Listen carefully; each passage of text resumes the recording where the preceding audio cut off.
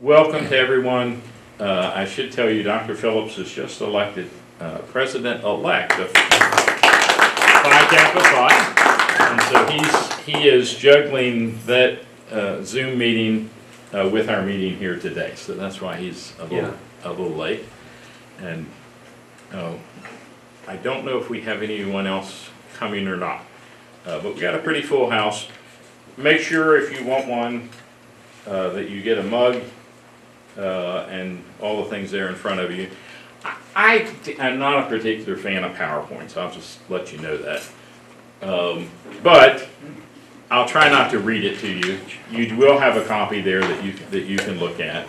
And by the way, I want to welcome Andy Womack is here as a visitor this week. He and I have had lots of nice lunches together, and we find that even though we sometimes disagree politically, we actually agree more than we probably thought we would, yes? Yeah. And, you know, I think it shows the power of rhetoric. Good. So, you know, state of the college, you would expect me to tell you no less, right? I think we're in pretty good shape. We continue to get great students. Their performance in a variety of metrics, I think, you know, shows that we have as probably as good as any. Enrollment's fairly steady here. I think it's too complicated to take up a lot of your time, but we've hit a snag in the last 2 or 3 years with something called Course Program of Study, which is a national regulation. If you're getting any kind of federal aid or loan, they don't want to pay for any course that's not specifically required. So if you're not doing something as a major or a minor or as part of your 120 hours, they don't want to help. That's a bias against the honors college. Well, it is, and the irony is just several years earlier, we added an honors minor because they told us it needs to be something that's, but now it's like, well, even if it's a minor, if it's not required, and no major requires an honors minor. Fortunately, some of our students, many of them, still have enough room in their 120 hours to fit us in, but we're also getting squeezed in another direction, which is students are increasingly coming in with 30 or more hours, and maybe this is good, advanced placement credit. Dual enrollment, and it's just harder to fit everything in that we have in honors, and you know, so our enrollment's taking a little bit of a hit from our high point, but we're just about even. The head count and the seat count. Head count is total number of students. John, yes. When did they go from 132 to 120 hours? That has happened probably over the last 8 or 10 years. 12 years. Yeah. We gradually took it down, and that's something else, and that's also a nationwide phenomenon. Although I'm thinking that when I went to college, I think it was either 124 or 128. I don't think it was 130 or 132 when we were here. Yeah, but that is a national. I mean, that's sort of a national trend, and it fits in with, you know, recruitment, retention, progression, graduation. And part of it is we want to be able to get people graduated within 4 years. Mm-hmm. And an institution like ours, it's often, now not for honor students so much, but for a large majority, often it's more like 6 or 7 years. And that, you know, a lot of them have families, they have work responsibilities and other things. But, you know, so far we seem to be doing pretty well with enrollment. Thesis writers. About 95 last year. Mm-hmm. So, you know, at any one time we'll have maybe about 1,000 students in the honors column, you know, taking a course or two in honors. I think the thesis writing is as good an indicator as we can give you. I mean, that's something you're not going to get in any other curriculum, undergraduate curriculum at MTSU, other than, to my knowledge, physics. It's required of them. And if they're in honors and they're in physics, we count their thesis instead of making them do 2, which is what we used to do. But you know, to have over 90 people hitting, most of them are going to go to graduate school, and be able to say I've already done a thesis or a creative project, I think is a pretty good metric for us. Dr. Brown, Yes, can we go back to the enrollment trend? yes. Is that also nationally, are other honors colleges being Do squeezed? you know, I honestly don't know. Part of the problem, I got something several years ago from Memphis, and they said, we think we're the largest honors college in the state. Do we have more students than you do? And I think the answer is yes, but what are they counting as honor? Did they require a thesis? No, I think they did not. And did they have the same curricular requirements? So, we could just Watered down. well, I don't want to say that. It was probably better than taking regular courses, but it's just sometimes it's hard to compare there. So nationally, we have been looking for what's known as the enrollment cliff for the last 4 or 5 years. Fewer people graduating from high school, and so I will say, well, I don't know if I want to say it on camera. I think UTK is doing a better job right now of providing on-campus housing. And it bothers me. I think if we had more, we do lose students who want to stay on campus and they can't find out till the last minute. But that's just me. And sometimes it takes time to get them Dean done. Bile. Yes, Nationwide, many honors programs and honors colleges are reducing their curriculum hours that students are required to take Yeah. because of some of these squeezes. And so instead they switch to giving students points for certain activities or involvement, and that's how they meet the Right. honors requirements. for and the to be programs. clear, we reduced the number of our hours. We had to. We just would have nobody left. We kept the thesis, which we think is the most fun, and they still take some undergrad, some lower division and upper division, but we had 29 hours, and now it's like 19 hours, I think, to graduate with honors. Well, no, it's 29, now it's 23. Okay, 29, 20, and even then, we look for, if somebody's doing an internship or a study abroad, we don't care if it's done under, it's the experience that counts, so we'll substitute credit there, but great question. I think, Yes. John, there is a plan for a 560 bed, Oh, very good, a public-private dormitory, on Womack Lane. Of good. course, it'll be 2 or 3 years before it goes Right. online, but there is a plan to address it. Well, and the other thing that is very positive, it's my understanding that we're planning to have a hotel or some kind of complex, which I'm hoping can be used for conferences.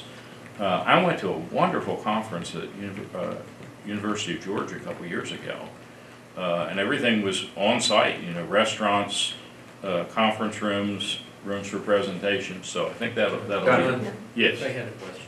yes. John, this thing about the required curriculum, what have you folks explored, rather than perhaps an honors minor, an honors independent major? Because if you get the major in the stipulations, as I understand them, for Well- those federal, what have you, you can actually have your honors student create their unique path, whether it be science, whether it be the arts, or combinations thereof, or business, or what have you, and that you can move forward with that because it is a required, and of course, there has to be some agreement among you Right. folk Right. as to what constitutes Why that. don't we, But once you, that is a very Oh, doable, This would quickly be worth done. exploring. It sounds like what we do with integrated studies in the university college, But you can similar. repackage that to where it becomes the requirement agreed upon, and you can move that forward. That's not a roadblock, I mean, if you do it that way. You see what I'm saying? Because you do have quite a few students that need that kind of support. So It'd be we'll worth talk it. about Yeah, it. but I that sounds think- good. Yes, yes. yeah, these are some of the answers. It's harder than you think to keep track of graduates. I mean, we think we know where they're going, they change at the last minute, or they get a job offer, or something changes. But most of our kids, are going to graduate or professional school, and most of them are very successful at it. This is actually a picture of last year's class. We just did an inauguration. We have 2 Buchanan classes now, 20 incoming freshmen, They have to have a 3.5 and a 30 or above. And then we have 30 incoming transfers, and we don't bother with their ACT because we have learned that the best predictor of success in college is prior success in college. So if they have a 3.5 or above, they apply for a fellowship, and we get 30 a year from them. And we've gotten some of these students that you're going to see in a few minutes are those groups. Now I will say in terms of fundraising, and I think our two speakers are going to mention this, if there's one thing that's a little uneven in the college right now is we have a lot more money for this group of 20 and this group of 30. I have a big pool to draw from that I can't draw from in the same way for others. So that's where the scholarships that you have established and others come in. But you know, we give, for example, we give freshmen Buchanans $5,000 while they're here for study abroad. We give the transfers $2,500 because they're here 2 years instead of 4. But we can't routinely do that for our other students. And so some, you know, when we do a trip, if it makes, and they're not always making now, but if it makes, they tend to be the Buchanan students primarily because they're the ones that can afford it. A lot of social events. Some of you have seen Mura about maybe when you tried to, did everybody get a parking place? Okay. We reserved some spots out there. Or you mean a legal place? Or Yes. Did you get a legal place? I did get a legal Okay, good. Yeah. Yeah, you know, they used to say it's not a parking pass, it's a parking license, you know, license to hunt. But we've been, and in fact, one of the, I mean, we're very active in the Constitution Week, but a 2 weeks or so ago, we had a debate watch party here, which turned out to be sort of fun. We're going to do it again for the, when I got to the end, I said, you want to do it again when we do the vice presidential debate? And all the kids seemed on board with that. So I got to tell you a story. That's the problem of getting older, so I like to tell stories. Good. But I met somebody, and he's a nice guy. I'm not going to give his name, but I don't think you'll know who it is. But Was I met it Andy? No, it wasn't. Not nobody here. He had taught high school for like 30 years. He had coached for several years. And I thought, okay, entree. What do you think about having a vice president who's been a football coach? He had no idea what I was talking about. And I said, he said he didn't know either vice presidential candidate. And I said, well, he hadn't gotten a newspaper in the last 10 years. Never watches news. And that's what we're trying to avoid with our students. Get them. Oh, and here's our picture of Vice President Pence and Dr. Evans. And again, many thanks to Jeff is not here, but many thanks to him for lining that up for us. This is what we really like to focus on. And some of these students, you're going to hear from some of these students later. Some of them you heard from last year or previous years. And it's hard to, I don't know which of these is most prestigious. If I had to guess, probably Brittany Johnson. Gates Cambridge, that's about like a Rhodes or a Marshall scholarship. Full, they pay them like $20,000 in full, or pounds I guess it is, and full tuition for however long she stays at Cambridge. There were 30 given out in the United States last year, and she got one of them. She had previously done, I think she beamed in last year from, or maybe the year before, from Spain. She's done 2 Fulbrights there. Was she the only one in Tennessee to get one? Was it Only one in Tennessee? Yes, Sure. definitely. Great. And then Rachel, this, you see a name of a scholarship, Phi Kappa Phi gives out generous scholarships of like $5,000 to $7,000 each year, and almost every year an MTSU student has gotten one. They have a couple elite scholarships, and hers is what, like $25,000 a year. And so we're really excited. First person who's done that, Ariel. I don't know if anybody's been on the board since 2008, but our first Goldwater Scholarship, which is given to people in the natural sciences, was Taylor Barnes back in 2008. He now teaches or does research at Virginia Tech after graduating from Caltech.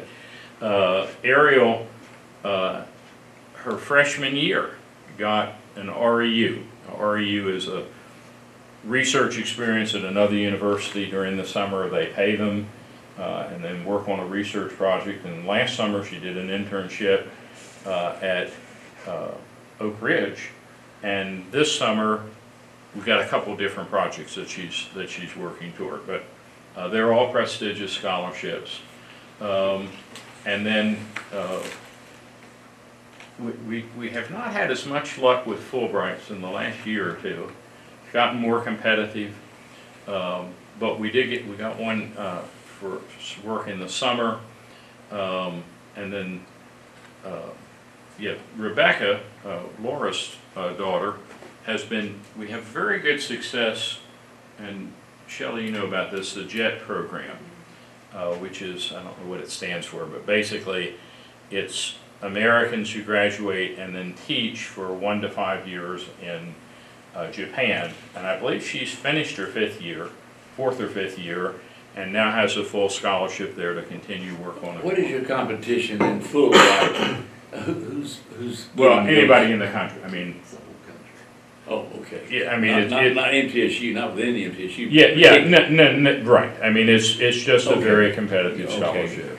But, as far as I know, again, some of these are sort of, of course, we now have and Dr. Mathis, was responsible for reading this undergraduate fellowship office, but I think we only had 2 Fulbrights prior to like 2008. And now, almost every year, we get 1 to 3. We go a year or two where we don't. We interview the candidates on campus, Yes, and Laura works Prep them, yes, Laura works absolutely. very closely with them to help them Yeah. put together a very strong application, and then based on their credentials and the outcome of those interviews, then we make recommendations, and then it goes to the national level, and then it's. they couldn't do it without that. How many are given nationwide, John? Motivated students. I don't know. I know that each country has a quota. And what's tricky about it is you can get nominated by your home country and then by the US, and then the home country says, no, we decided not to take as many, or we think this person will fit better, this person has only been in the city, we're afraid to put them in the country, or vice versa, that sort of thing. But, very competitive. And then these REUs, this is something I didn't even know about before I became dean, research experiences for undergraduates. I don't know how you guys got through college. The way I got through is I worked 80 hours a week selling books door to door. And if I had known there was something like this, I probably would have switched it, instead of political science, it would have been chemistry or Whatever. yeah, whatever. But anyway, great number there. Study abroad is going very well for us.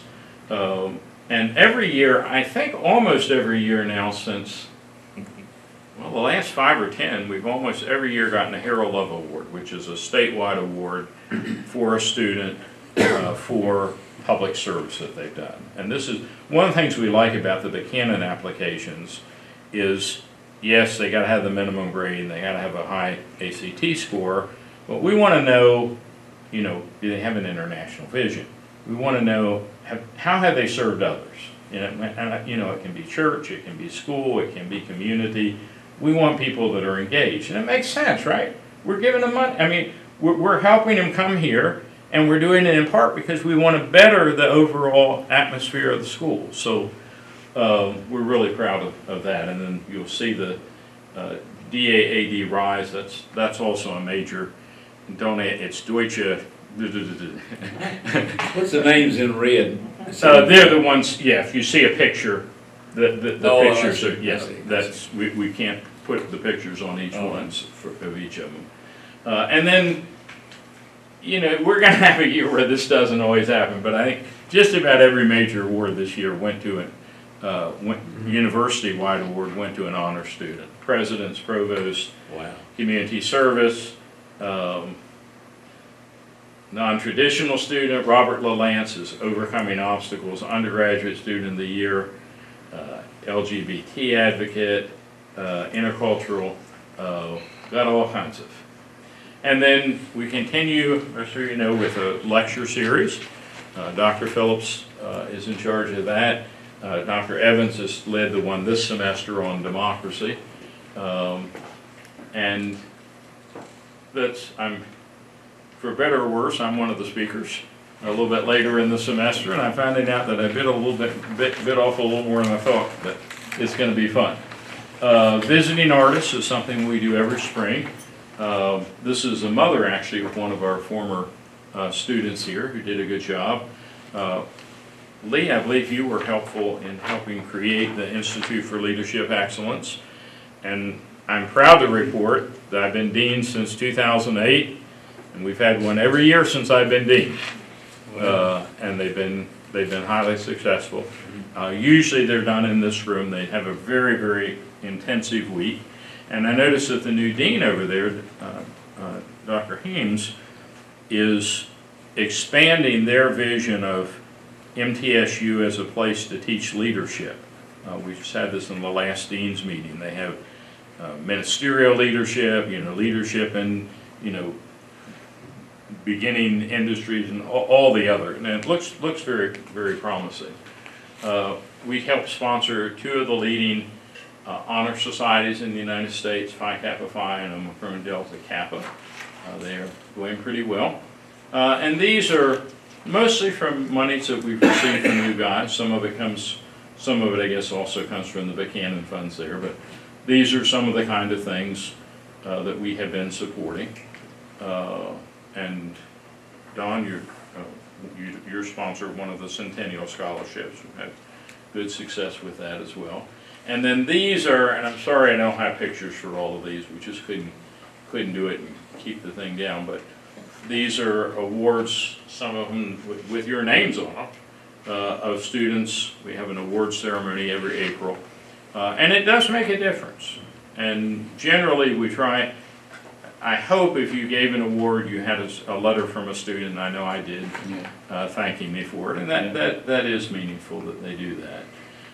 Resident faculty member, now Dr. King is actually in Canada, I believe, this semester doing research on another book that she's doing. Dr. Rust is here, I think just for a year maybe. Yes, probably. Yeah. But they're having construction in her neck of the woods, and she is leading the common course that we do for our Buchanan Transfer Fellows. So we really like having them in the building. Dr. McRae, of course, and then Dr. Evans. We will be looking, by the way, I don't think this is a secret, for Dr. Evans will be retiring in a year or so, and we'll be looking for a new director of that. And you do not know how much toting she has done over the last week or two. She has put signs out all over, and almost every day she's been out there registering students, and she was also in charge of the Mike Pence visit, so we're very grateful for her. Irate, as you know, is now down to, well, one printed issue a year and then another issue that is online, and you should have in front of you the latest. If you don't, you should have the latest magazine, and continues to be. Collage. Oh, yeah. If you didn't get, it may be inside your. It's inside. It may be inside your folder. It's inside your folder. Yeah, there it is. Yeah. You're right. Yeah. Anyway. Where are the folders? Yeah, I think. Oh, if you didn't get a folder. You didn't get a folder. Here you go. Yeah. Anyway. But it's in the folder. You got. Collage is now online, and I know some of you don't like it. I don't particularly like it myself, but I can tell you we save a lot of money. Oh, yes, do it. And Do it. students still, I'm not as pleased with the last one that came out because they used a different formatting. We're going back. It's one side is portrait and the other is gallery, and I want to make sure it looks more like a traditional. But we're working on that. We also publish this once a year, and I try to send that to all the board members, so that you can see that. Yeah, Philip and I both like to write, so keep up our publications. That's this year? This last year, yes. Yeah. I try to. He wrote 3 books last year. Well, one is the new edition, so Yeah. I don't know if Don't that counts. downplay it. Anyway,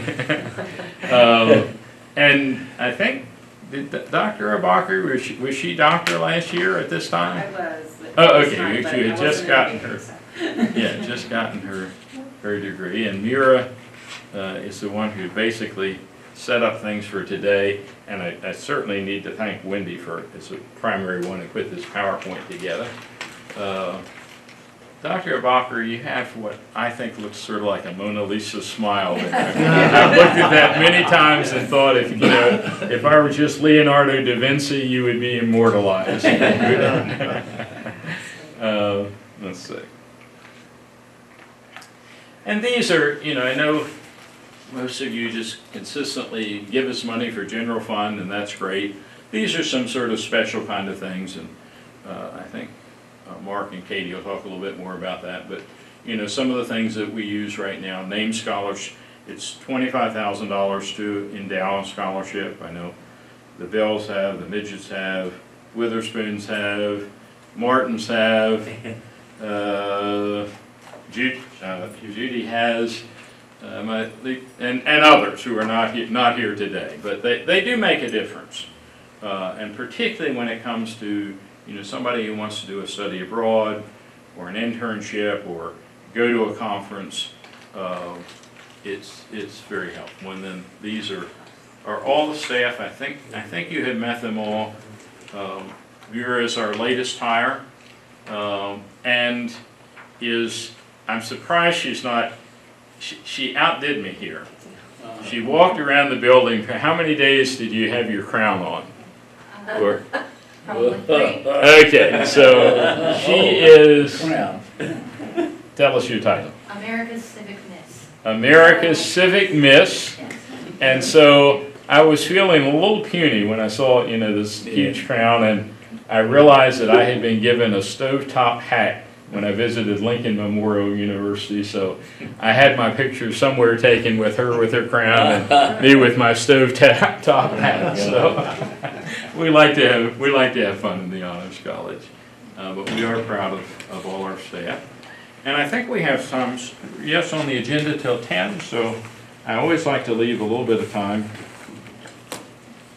for any questions that you might have, either that's on here or that's not. John, on this item about honors courses, are there ways to do honors sections of general education electives? That's mostly what we do. Okay. And it sounds like an odd, I'm trying to get back so we. But I would think they would compensate for those. Well, If it's a the direct problem is that if you have, if you're in a department that's really stretched very thin, we limit the freshman classes to 20 students each.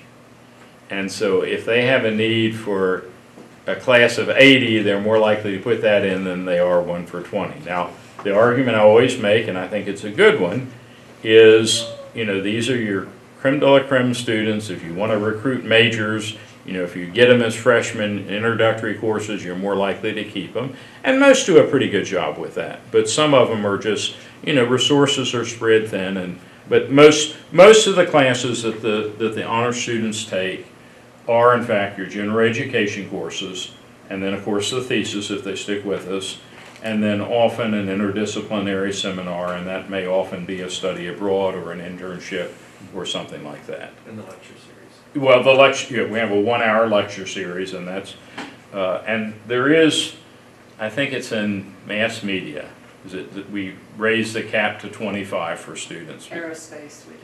Yeah, we've had two sections where it's still a comparative advantage. If it's better to be in a class of 25 than one of 80.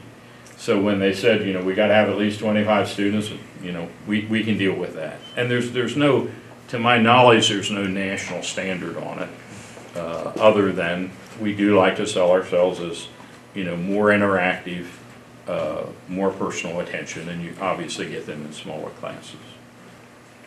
Good question. What's the attendance at the lecture series, and how is that promoted? Well, again, unless they substitute, most of our students, that's part of their undergraduate, their minor. And so we usually have, 40 to 50 in a class. Yeah, it's usually a pretty full class. And the nice thing about that is, yes, we like the small classes, but it's nice to have a class or two where they see people outside, you've in with juniors and seniors and sophomores, and so they get a little bit better feel for other people within the Honors College. And Mira's doing a really good job in, coming up with, I'm going to say crazy things. I guess that's not what I want to say. But things that students would like that I maybe, game nights and things that I might not be the best at. I'm going to tell on you, Lee, or tell on myself. So many of you know if you, and I haven't actually been to one of them, but 2 pickleball businesses now. So he graciously offered to teach me how to play pickleball. And you don't know how many people have told me that if I would film that they would pay to see it. So that may be the next fundraising endeavor. The offer stands, John. Okay, well, if it doesn't kill me, I'm sure it would make me stronger.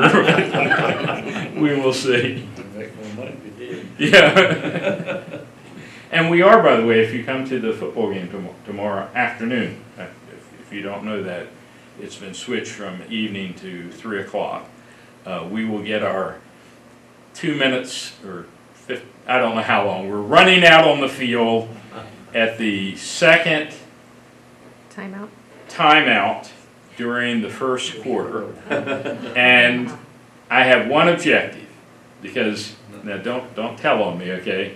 But last week, and I'm not going to get the name of the college, and they're not as experienced as we are on this. But anyway, they came out on the field and they had 2 or 3 administrators. And what we're going to have, our students are going to outnumber the dean, okay? There you go. We've tried to make sure that as many of the Buchanan, and some will be working, have other obligations, but as many of the Buchanan and other students who can join us will do so. Okay. Yes, Andy. I don't know where to plug this in, but I want to give a small testament to my sister, Laura Daniel, Yes. is teaching an honors course. And she was telling me the other day that these are the brightest students she's had since she's been on campus. Very She good. said a lot of them are transferred. Right, well, and that's what we're finding. But that her class itself is the brightest bunch of students she thinks she's had since she's been here 30 years. The best compliment, the best compliment probably I've ever gotten from a teacher was, he said, "Please don't take my Buchanan student." He said, "It's like manna from heaven." Teaching, it's one of those where it was just Buchanan's, and he really loves the experience, and he's very good at it. Okay, anyone else? You guys want to get started a little bit early, or you? We can, do people want a little break? We time our breaks here very precisely. Well, I was looking at the 10:15. Oh, well, actually, let's do our group. We can go ahead and do our group photo. I'm sorry.